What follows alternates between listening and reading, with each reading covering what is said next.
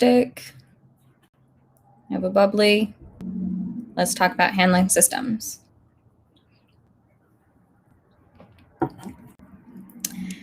As you're logging in, I know there's a little bit of a delay with it connecting to Facebook and YouTube, but as you're signing on, let me know that you can see me. Let me know that you can hear me. So we can work out any technology issues before we get into the goods. All right. Must be working on Facebook because we do have Facebook comments.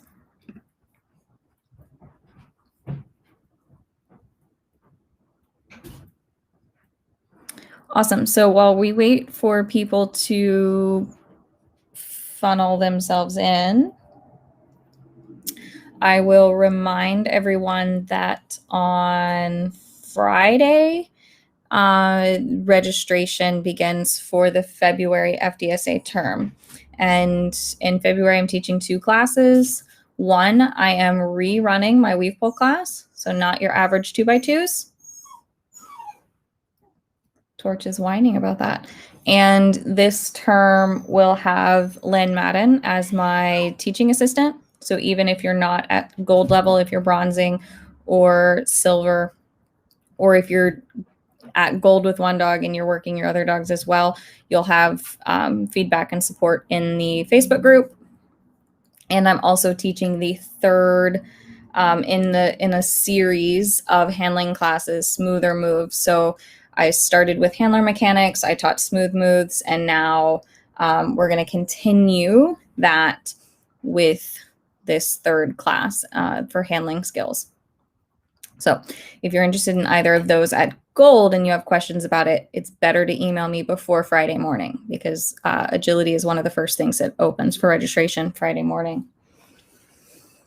Okay, everything looks good on Facebook's end. I can usually just check my... It is unknown if I'm on YouTube or not, but that's all right. It will work itself out. Yes. So we have a question about my handling classes. There are the prerequisite classes, the first 2, just because I refer back to them so much throughout all of the lectures, they're really handy to have. So yes, you'll be able to grab the prerequisite classes during the registration period, and that will give you access to all of the lecture materials. And sometimes those prerequisite classes go on sale but a little bit before the registration period opens, so just kind of keep an eye on it, but definitely on the day of registration, you should be able to get it. Okay. Handling systems. What is a handling system? So lately, I've been, especially in my teaching, I've been referring to it as a communication system rather than a handling system. So just like you have a communication system that you use when you're training your dog something. So if I'm sitting with my hands in my lap, that usually means to my dogs, try stuff. So that is a communication system. Whereas if I stand up and my hands are at my sides and I'm, all serious and formal looking, that tells my dogs to wait for cues. So that is a communication system. If you use location-specific markers, that is a communication system so that you've taught your dog that X means eat from your hand and Y means eat from a dish and Z means stay put and I'll bring it to you, right? So handling and guiding your dog around an agility course is a communication system. And I've had some in-house conversations about the word handler, and I think the general thing is that handling sounds different, right? When we handle something, it's more like we're in control of it, or we're, there's some things called manhandling. So I think the word handling can maybe give people the wrong like mindset about communicating. So I kind of prefer to say communication system now, but of course we're not going to get rid of that language handling system. So I titled it handling systems. I got you all here. So now I want you to be thinking about it in terms of communicating, not handling, in that sense, right? Another good way to look at it is you are the guide, right? The dog can't study the course map.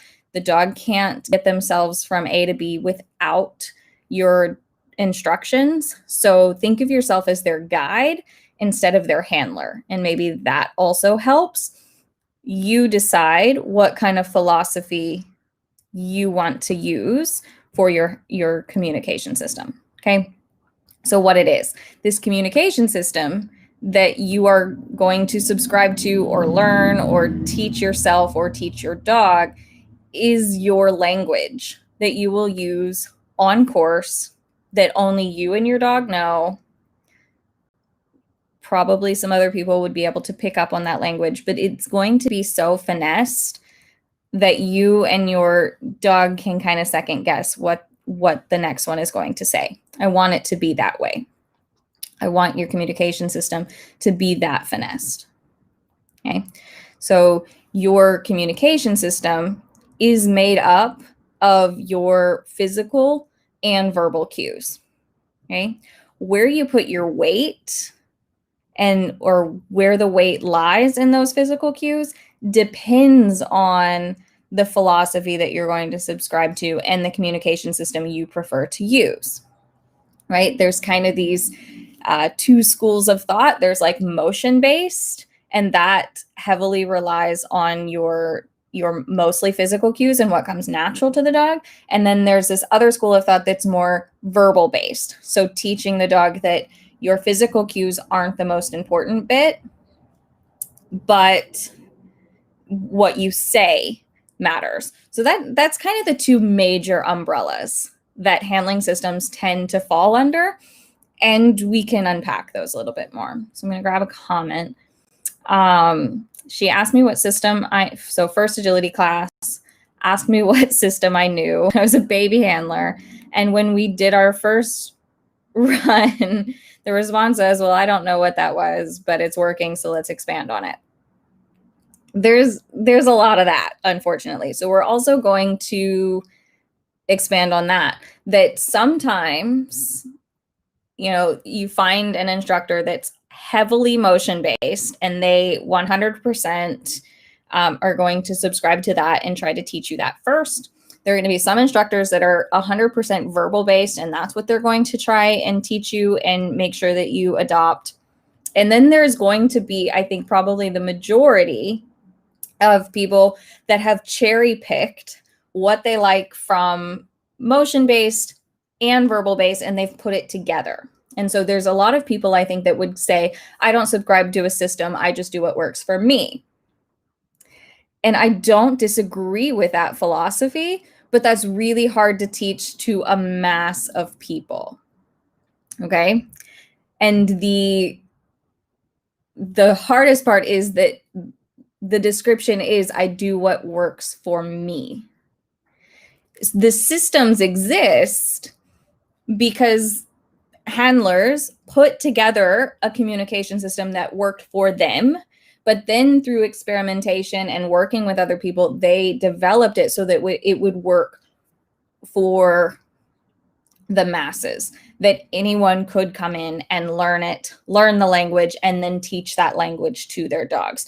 But if you have your own personal language that works for you and your one specific dog, it's not guaranteed to work for the next team that comes in. So sometimes it's easier to just insert yourself into a well-known, well-tested, well-proven methodology rather than trying to string one together yourself, right? Do you need a handling system? You need something. You need some sort of guideline that gives you a way to make decisions about how you should handle courses, right? You need some sort of dictionary, right? And you need a way to define the words that you're going to use, right? So if we think about it as a language, you have to start somewhere. And your dictionary may be 1 page long, your dictionary may be 10 pages long, your dictionary may be 100 pages long. But you do need to be able to refer back to what each individual word means in your language and how to string those words together into sentences, right? So you do need that. I'm not going to tell you you need one system over another or if the combination is going to be the way to go, but I do think it depends a bit on the type of trainer that you are.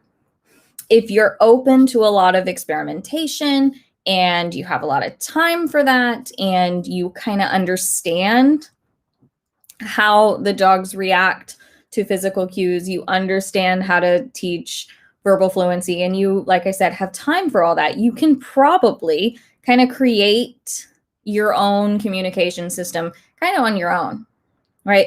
And that's kind of how I feel like I grew up in this sport. There wasn't a ton of instruction around me, but I kind of learned the basics, and I was a kid, so I had nothing but time. And I could experiment and figure these things out and blah, blah, blah, blah, blah, blah. And then as I got more experience and I worked with other people, that they helped me fill in the gaps. But that's kind of been my entire life, is that I kind of do everything on my own like that, so that it benefits me. I work well that way. But if you're only able to spend 1 or 2 hours a week on agility, you probably don't want to be spending it coming up with a new language. You want someone to teach you a language that's already established, right? You're not trying to rebuild the wheel. You just want to hop on a bike and start riding it, okay?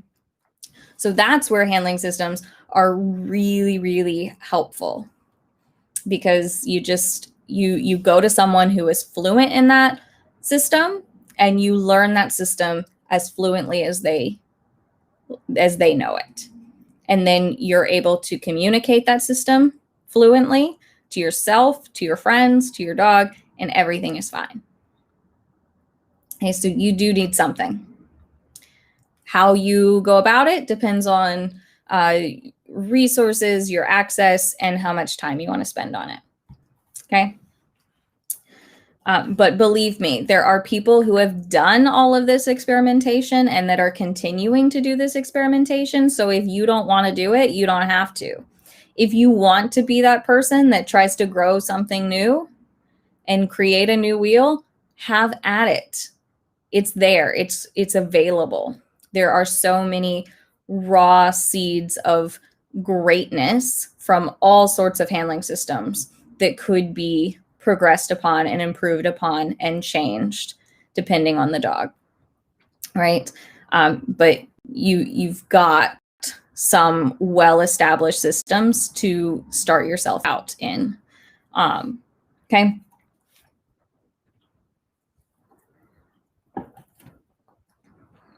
We'll see how my voice does today. I woke up with like the tiniest of sore throats, and I don't go anywhere, see anyone, so I don't immediately think, oh my gosh, I have COVID, but it always is like, am I sick? Anyways. The philosophy of the instructor is probably where you want to start. When I'm communicating about agility, I get a lot of, I kind of see one of two things. Handlers or trainers that want to do what's easiest for the dog, or handlers and trainers that want to do what's easiest for themselves. And they're not truly exclusive from each other, because I fall into the category of wanting to do what's easiest for the dog, but that has its limitations. If what's easiest for the dog is something that I cannot do for whatever reason, then it's not going to be easiest for the dog because I can't do it. Okay, so that is kind of where those two lines overlap. But if you start over here in the I only do what's easiest for me, then you might not align with that philosophy. So I kind of start there and kind of decide what's easiest for the dog versus what's easiest for the handler, and then narrow things down. Because in both kind of your umbrellas, if you've got motion-based, well, we know that motion-based and physical cues are natural. So that might be the easiest for the dog. And verbal cues are more difficult to teach because English isn't their first language. So that might lead you down the road of motion-based. And I'm not going to argue with that. I truly believe that motion-based is the easiest for the dog. But if you start down that path and go, oh my gosh, a lot of this is really difficult for me, then it might not be your best choice. A more verbal system that you can teach to the dog because you're this badass dog trainer, but you can't run really fast, then verbal cueing system becomes what's easier for the dog. But where you start philosophically helps you a lot, I think. You also have big picture versus cherry picking, okay? And this happens when if you attend a lot of seminars, or you, especially nowadays, we can take an online class from anyone using any system or any philosophy. So the way I would see it happening is you would be going to an instructor every week and you're learning their language and it's going really well. And then you go to some seminar with someone fancy and you learn one thing that you are just in love with, and it worked fantastically at the seminar. It was so great and it went so well, and you just want to take that one thing that you learned and apply it to your current handling system. Sometimes this works and it's no problem. Other times, the student would come back and I see them doing that one new fancy thing, and I see the entire language crumbling, right? Because some things can really start pecking away at the base of your communication system that you've created. So you either have to be able to analyze those little pieces that you're cherry picking and putting into your system and know, is this going to be okay for me long term? Or you need to be working with someone who can do that for you. Because I'm going to let you in on a tiny little secret. Anything that we're like, the seminar presenters, myself included, we're designing the courses to go the way we want them to go. At least I am. If I'm coming in and I'm going to teach you front crosses, I'm going to design the course in the way that if you do the front crosses right, the course will be fantastically easy for you. And if you're doing the front crosses wrong, something will happen so that it's easy to show you. When you do this, this happens, right? So you always remember that if the job is being done well, the courses are designed to highlight success when you get it right and potential problems when you get it wrong, okay? So when you do something, because that's like usually the most difficult thing for students, right? Is to take something that they learned and generalize it to other parts of the course and to different types of course challenges. That's because we're not designing the competition courses. We're designing our training courses that highlight the things that we want to highlight. Okay. Am I making sense so far? Any questions? Drop them in the comments. So back to that like big picture thing. You want to be able to look at your whole communication system and decide, does this work for me long term, or is this going to cause problems for me down the road?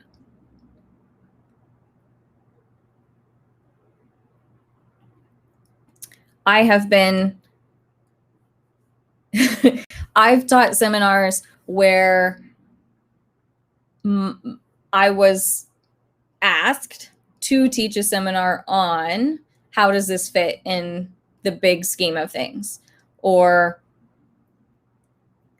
we just learned X from this presenter. Can you help us put it in to our big picture?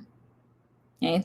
So that also can tell you a lot about if you're working with someone who has their big picture language kind of worked out, or are they that person that goes to every seminar and takes one thing from the other? Okay, because then they might not have it all sorted out, or they may have it sorted out for themselves, but what they've sorted out for themselves and their own dog isn't what you need.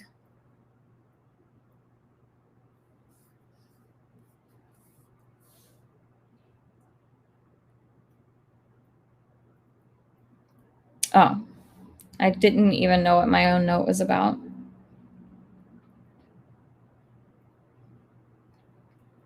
So let's talk about consistency and fairness in the handling system or communication system or language, however it helps you to think about it.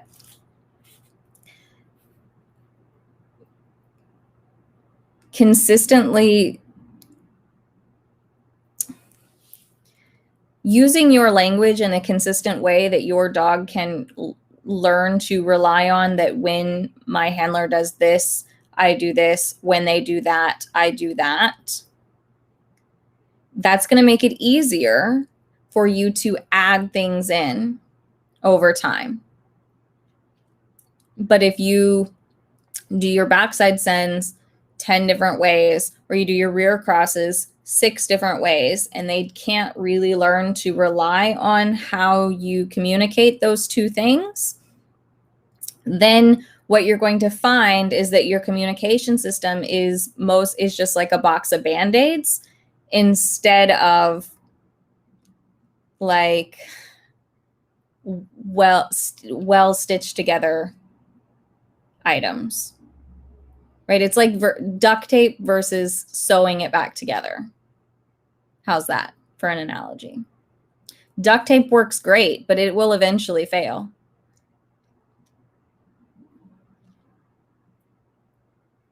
And you might have to reinforce your threads every now and then, but that's going to be a more long-term thing than some tape or a patch, I think.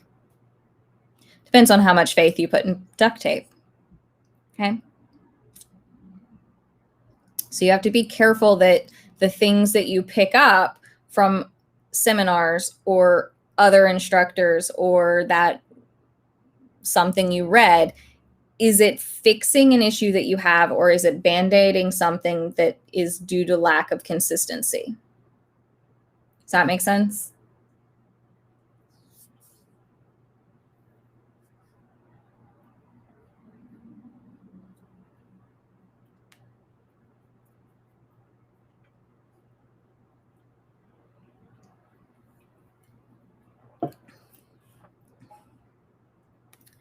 You guys are so quiet. Always makes me a little bit nervous. Because without questions, this is going to be short.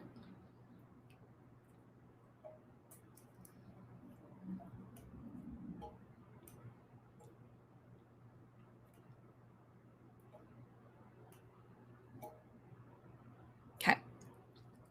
I also want to touch just a little bit on training versus handling, because these are two different things. Good. If you're just thinking, that's fine. I can deal with that. If I've completely lost the plot and everyone thinks I'm bonkers, that I don't think I can handle. So training versus handling are two different things. I would say that with a motion-based system, you're more of a handler. And with a more verbal-based system, you have to be more of a trainer, right?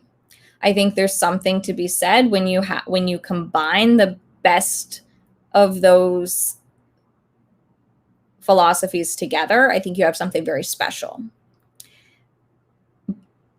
But to do that well, you have to understand both really well.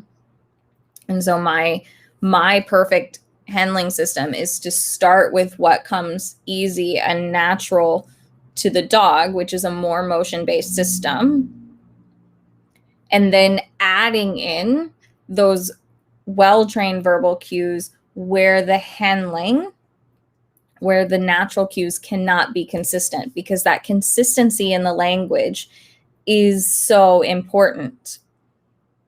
And so if I can't give the physical cues in a consistent way, but I can give a verbal cue in a consistent way, and I can give my dog permission to ignore the physical cues when they hear this word. And we know that they can do this. But if we can teach them that really well, then I can increase my consistency over time. And that is going to be the key to these things.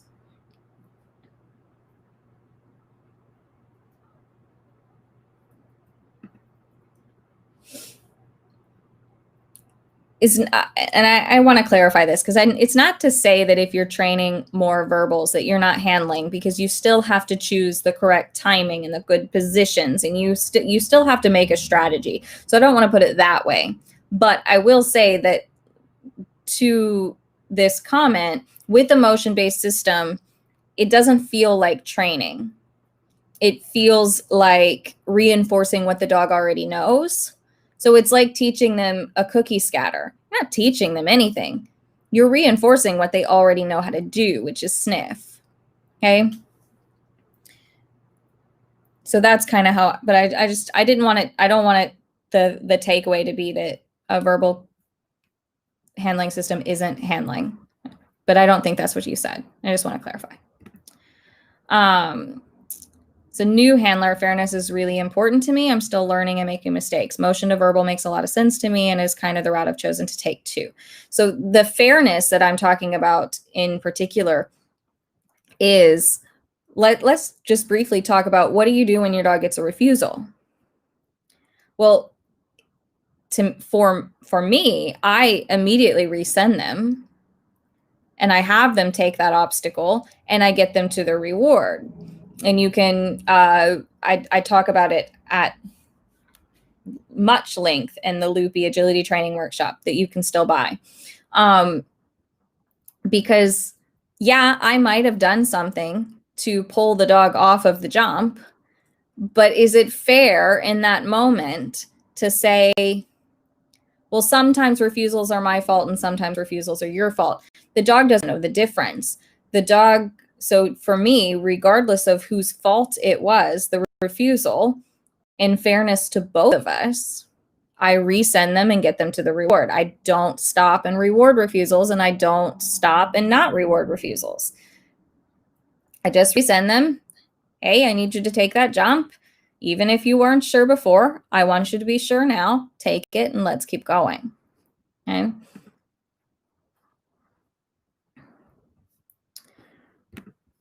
Let's see. All right. The way I choose a trainer is, if I get a chance to watch them run, I ask myself, is it realistic to run like that? And if I get a chance to talk to the trainer, can I understand what she or he is talking about? If I can't understand it, I know my answer. Yeah, this is a really a good way to do it. Keep in mind that excellent trainers are not trying to make carbon copies of themselves, because I used to get that a lot. People wouldn't come to me because they weren't in their 20s and running like I do. But that's not what I'm about. My philosophy is, so at the very least, even if you're not sure that you can run like they run or handle the way that they handle, talk to them about their philosophy, right? Dig a little deeper about how they like to train, observe a class, talk to their students, ask around, and references are key here. Also from the seminars I go to, I pick and choose what is right for me. It's always good to have more tools in the toolbox. Yeah, exactly. There's that for me bit.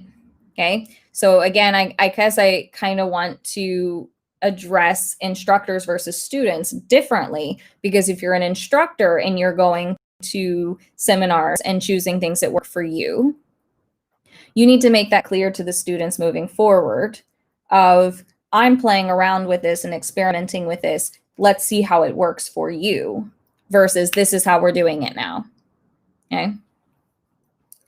So be careful either way as an instructor or a student, that don't throw the baby out with the bathwater, right? You can start to add things in that you've learned and kind of see how they pan out over time in your training, but you can remove it from the toolbox at any point if it's not serving you, okay?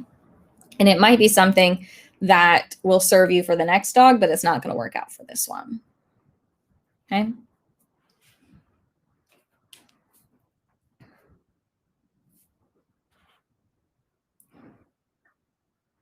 So another thing that I want you to think about when you're developing the communication system is ask yourself why. Ask your instructor why. Why do I want to do it this way? Why does this make sense to the dog? Why is this the best way to do whatever you're talking about? Because the better you can explain or be explained to why something is, I think the easier it's going to be for you to learn. The easier it is for you to be able to insert it into your already known communication system. And it's also going to help you decide if you are going to use it long term, or if it's going to conflict with something else long term, because everything is about a balance too. And I think this happens a little bit.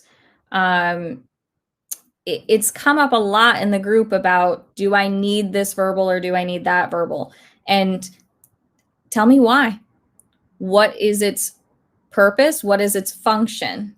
And if you already have something in your communication system that's serving that function, why do you need another one? And if there's a good answer to that question, add it. But if there's not a good answer, or if the answer doesn't apply to you, if the answer is, oh, well, you need it for the tryouts, the world team tryouts, but you have zero intention of ever attending the world team tryouts, then you don't need it. So every cue or word or everything serves a function in your handling system.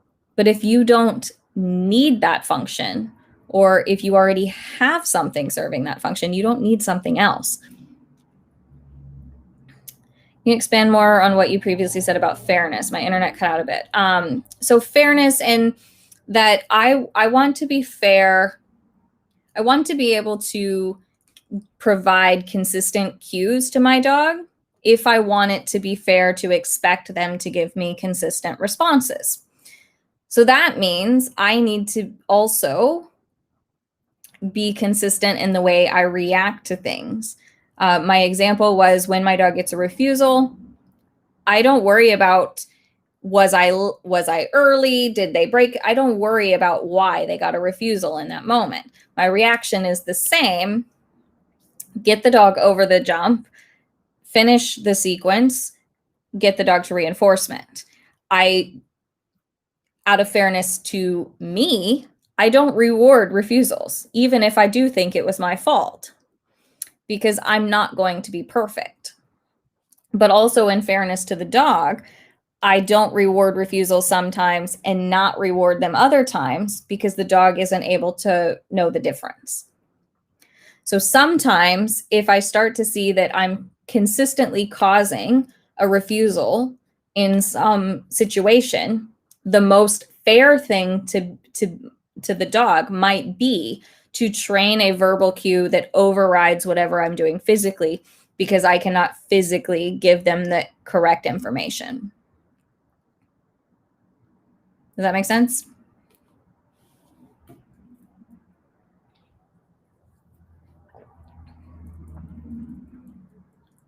What was I talking about before I answered that question? It feels important in my head, but it's gone.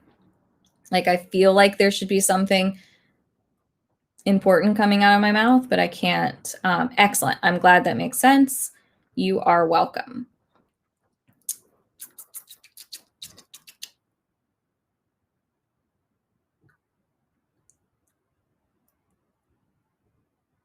Or just ask another question. That's fine too.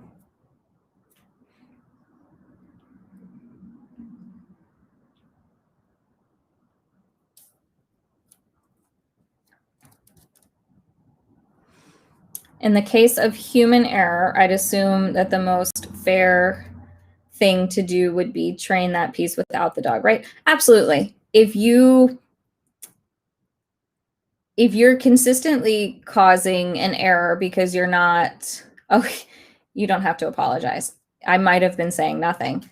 No one has told me what I was saying, so apparently it wasn't important. I look at it a couple of different ways. If it's a human error because of lack of fluency, absolutely take that piece out. If you're doing it wrong because you don't have fluency, you've got no business doing it with the dog, as far as I'm concerned.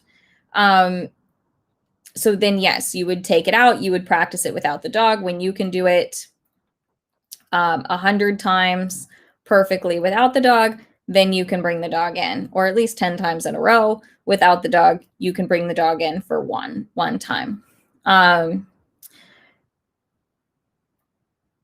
But if it's not going well because of some physical limitation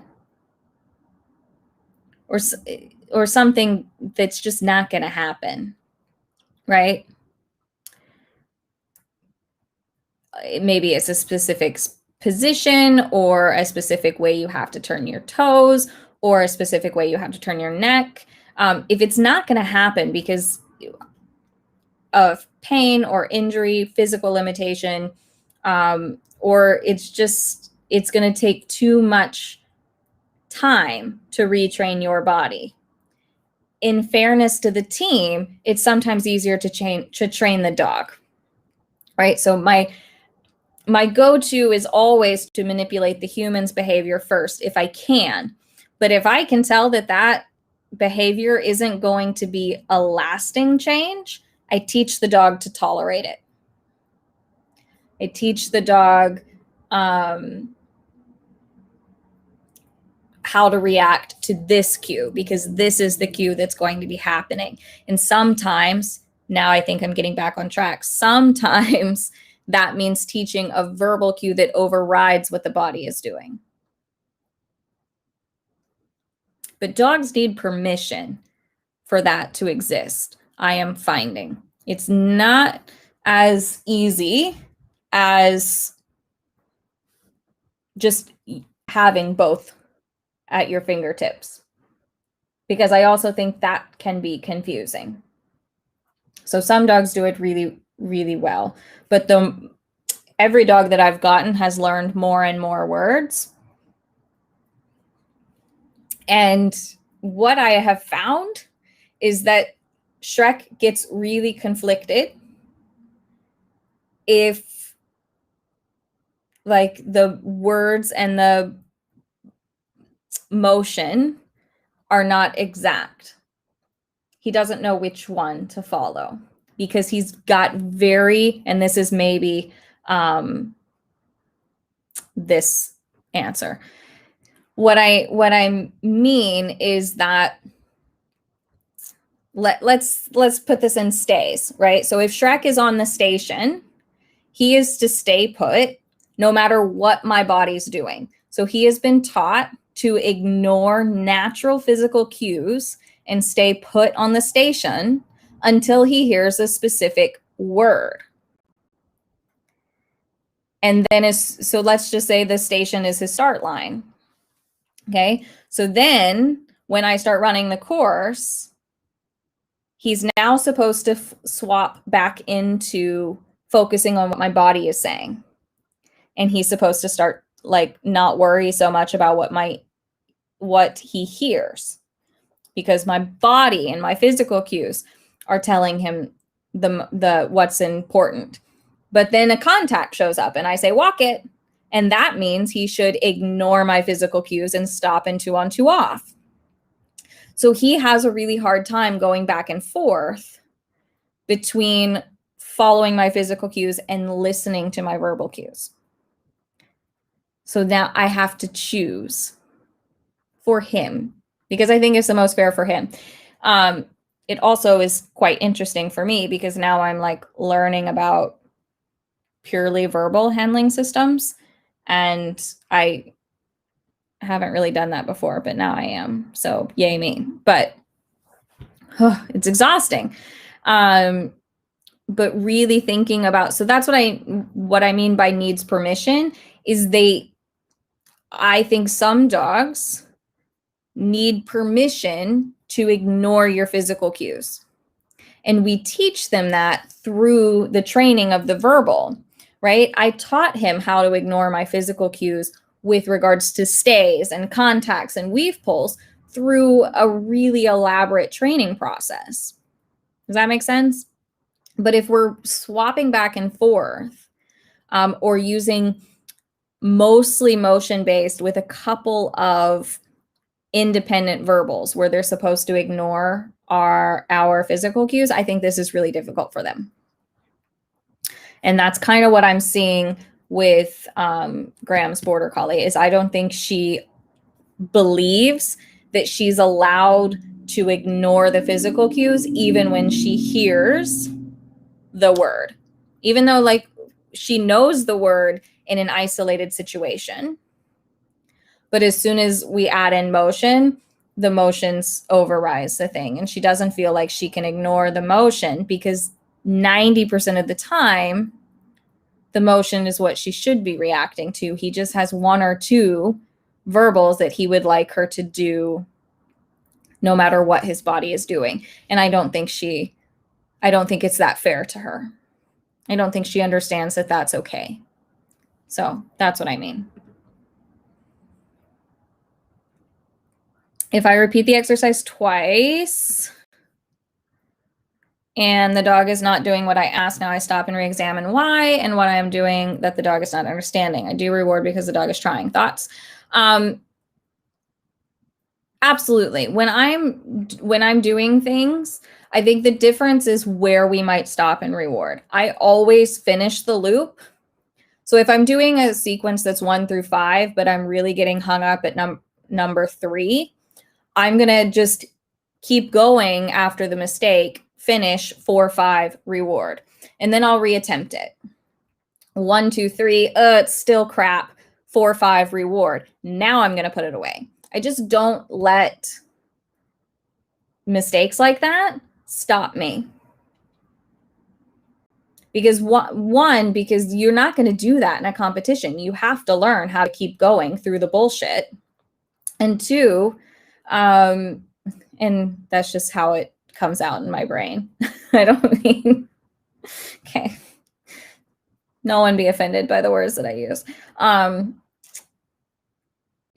I just handle through the mud, basically. Like because in a competition, you make a mistake, you don't get to stop and reward. You need to finish and keep going. So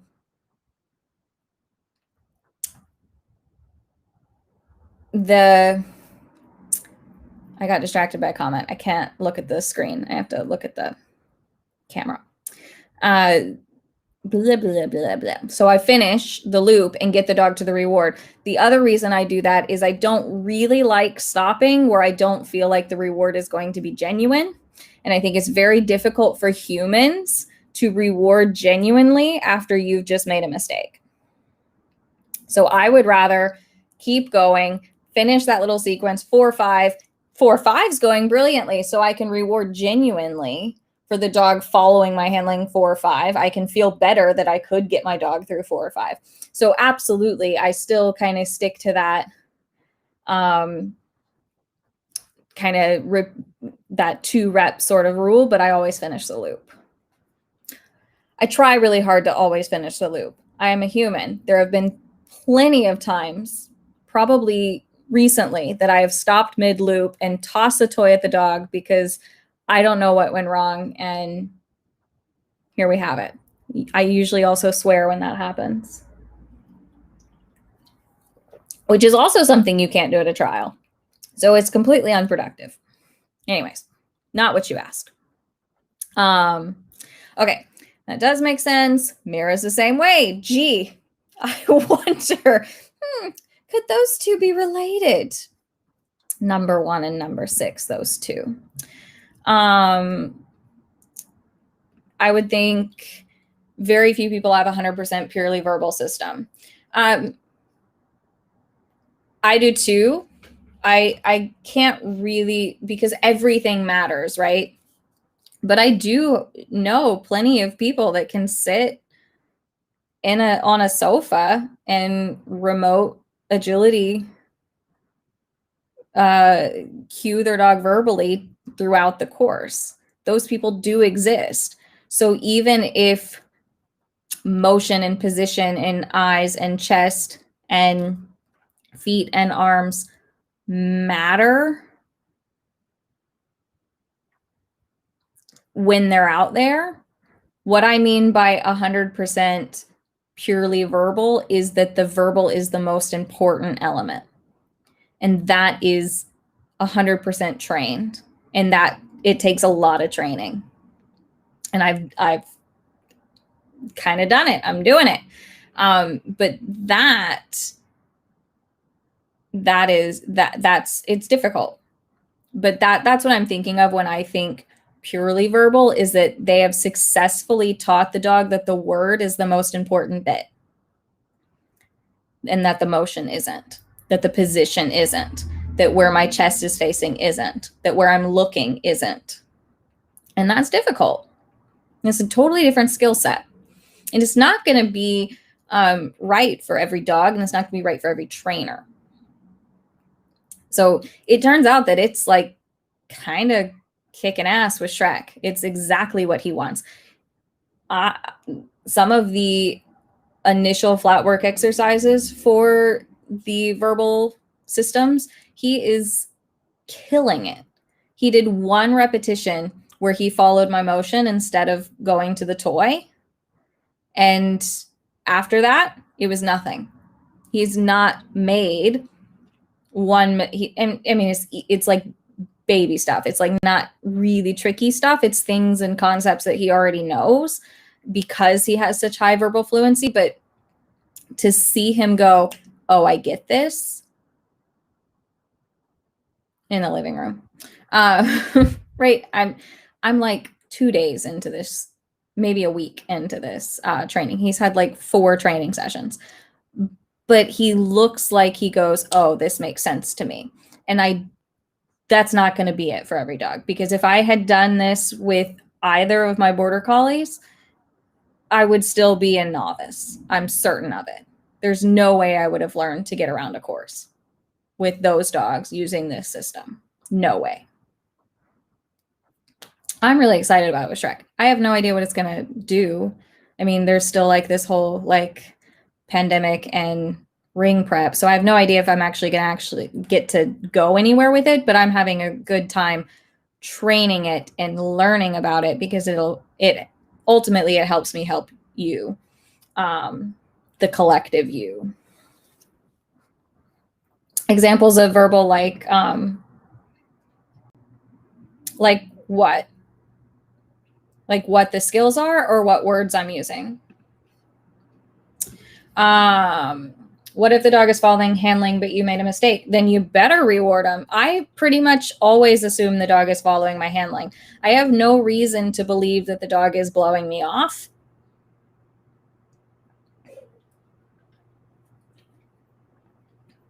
So they always get rewarded as if they're following my handling.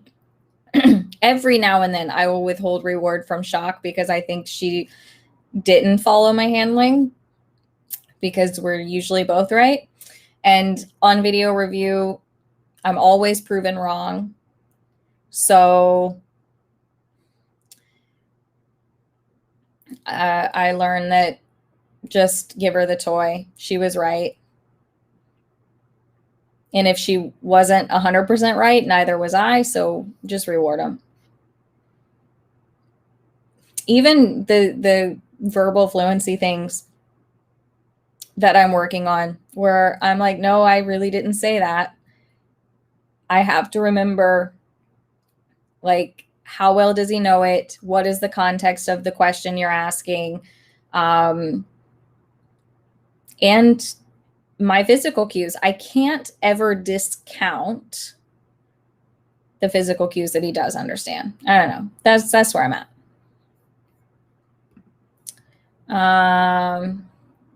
Videos, maybe. I have a lot of training sessions that I've filmed, but I've not combed. I haven't, not a lot, like 5. I have a handful of training sessions where I've been working on some of these verbal skills, but they're long and I haven't edited them at all. I haven't looked at them yet. So maybe, but remind me in a week or so. Everyone needs a deaf dog like mine. Yeah, you've got one system. Yeah. So you have, right? So now that's like the opposite, right? When we're talking about fairness, I tend to start with what's easiest as possible for the dog, but what's also fair to this handler. And so you have the opposite issue because you don't have the verbal cues to fall back on to help you out. So you kind of have, I don't want to say burden, responsibility. You have the full responsibility to give the dog what they need physically. And so that might include, though, more lateral distance skills so that you can stay in their field of sight more easily if you can't run fast and stay ahead of them the whole time. Does that make sense? So there still might be a way to balance it, but the responsibility is going to fall on you because your dog can't learn verbals. But so that means you have to make it your responsibility to make sure that they can always see you. So we still have that fairness piece, but it's in reverse. Because usually what a lot of us do is we rely on the dogs being brilliant and resilient, and we rely on their ability to learn basically anything.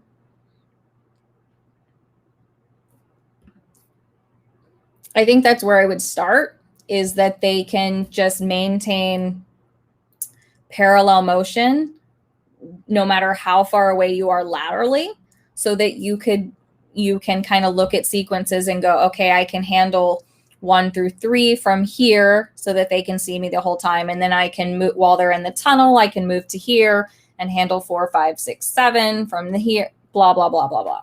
So that, I think that's how I would do it. If I couldn't if I didn't know, I could just run fast and stay ahead of the dog the whole time. I do remember when my Sheltie Ty was going deaf, and he was getting old, 12, 13, 14. And he was losing his hearing, and we didn't have a start line stay. And that was so difficult because I could mostly stay ahead of him. Oh, but no start line. We never had a start line. It's fine. You don't need one when you're 9. And the handler, you don't need one when the handler is 9. Probably don't need one when the dog is 9 either, but whatever. But I remember that being like the worst part, is the first 3 or 4 obstacles, because I was always racing to catch up with him.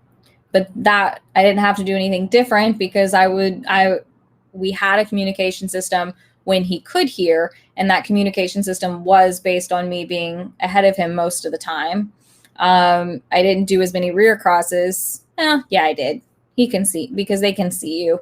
But that sort of thing. So that's my only experience, but I would teach more distance, I think, but in a way that they can see you the whole time. All right. Any other questions?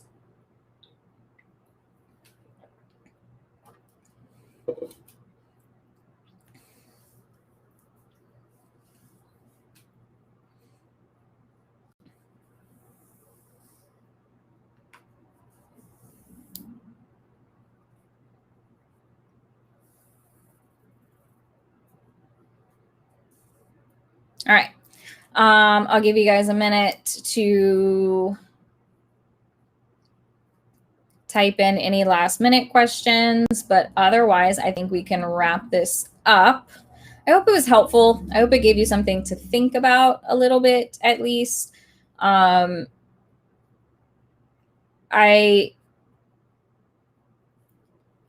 biggest piece of advice is to decide on the route that you want to take, and then find yourself someone to work with, whether it's online or in person or private lessons, or, you know, whenever you can with seminars, but find someone that meshes with you and your training philosophy, and someone who understands the language that you want to be using. Okay. And remember to ask yourself, what function does this serve for me? It's come up a lot in the group of which verbals do I need? How do I decide? All these really great skills, but I don't see how they work enough together in the big picture. Okay.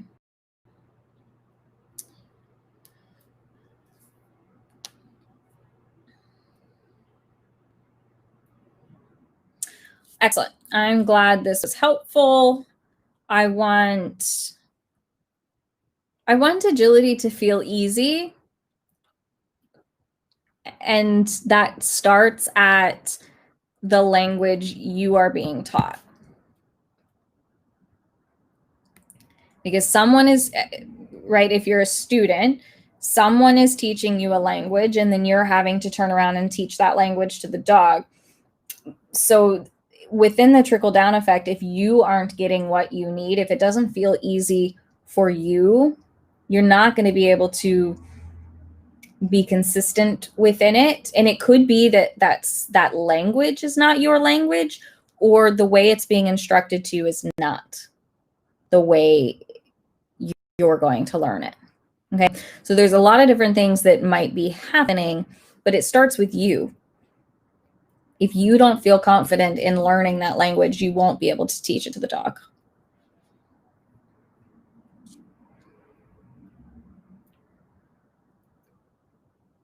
Okay. If you have any more questions, pop them as a new question in the group, because they'll be easier for me to find rather than comment on this thread, just because with Facebook Live, it doesn't always bring me to the correct place. And next week, I think we are talking about periodization. So how to kind of split up your competitive year into a season based on what maybe your big events are for the year, and, you know, setting aside time for training, setting aside time for time off and rest and things like that. So that's what we're going to talk about next week. And I hope to see you there. See you later.